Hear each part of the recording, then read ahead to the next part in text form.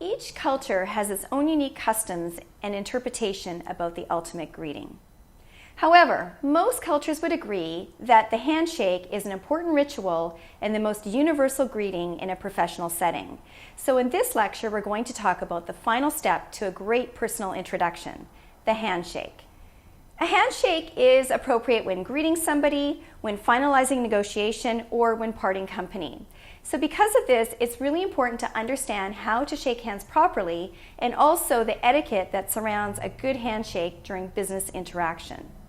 The person who extends their hand first will have a distinct advantage. They will be seen as direct, taking initiative, and establishing control. And in the business world, these are all pluses. So because of this, if it's obvious that one person is higher ranking than the other person, the higher ranking person should be the person that initiates the handshake. And in Western culture, in a business setting, we don't take gender into consideration. So the man or the woman may initiate the handshake. A good handshake should consist of these steps. Extend your right hand with your thumb up and your fingers out. This lets the person's hand connect properly for a good handshake. Your hand should meet the other person's hand with full palm-to-palm and web-to-web contact.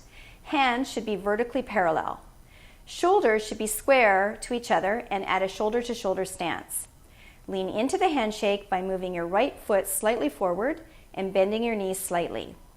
Shake hands firmly from the elbow, not the wrist. The wrist should never be in motion during a handshake. And your handshake must be firm in order to convey confidence and competence. Although the number of pumps will vary depending on culture, a range of about 2 to 4 pumps in a handshake will be considered to be the most universal. It shows confidence and sincerity. Some cultures, such as the US, tend to use fewer pumps, while other cultures, such as Canada, tend to use more pumps. So when you're doing business internationally, I would recommend using a universal handshake with about 2 to 4 pumps. Here are some handshakes to avoid. The bone crusher. Some people have no idea how strong their grip is. This is considered very aggressive, and any aggressive handshake should always be avoided.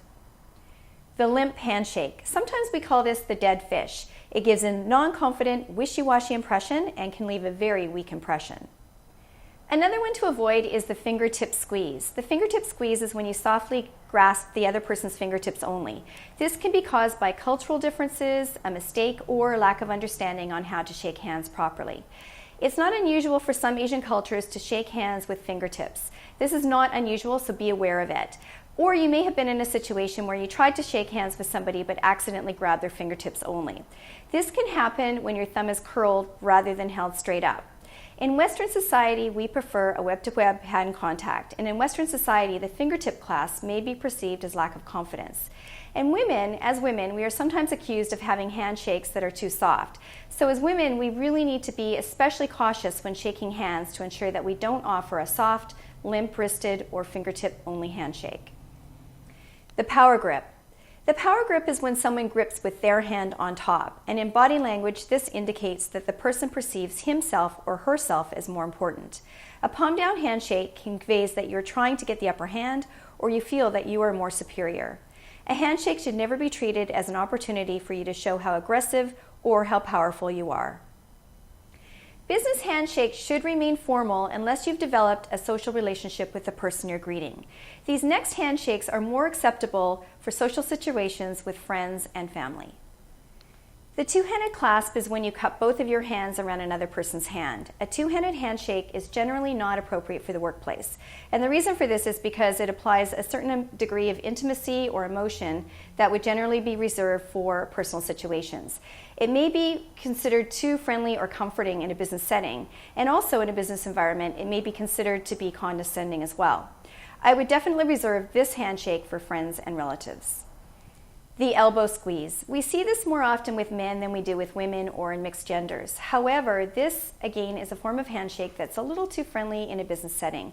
Unless of course you know the person really well and you know the other person considers you to be a friend outside of the office.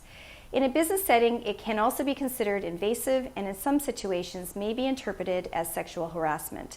So keep your non-shaking hand to yourself and avoid shaking hands while holding the other person's elbow or shoulder. It's just a little too friendly for business.